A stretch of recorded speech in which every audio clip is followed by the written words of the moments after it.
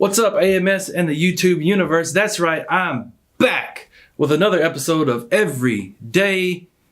Wait a minute.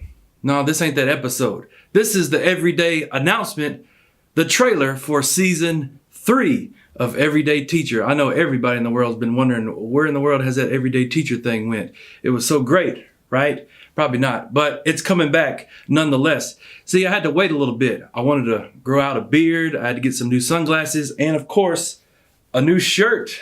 Not the stripy thing that I wore a bunch last year. I don't know if that'll make a return or not, but also there's been a ton of changes. We got a brand new set. We got an actual class for video, and the kids have been working hard on their side of things, so I've been giving them their space. But next week, backed by popular demand, Season 3 of Everyday Teacher will be here. A lot of things will change. New questions. No more space for people to roll in on chairs. So new ways to reveal my teacher of the week. But some things won't change.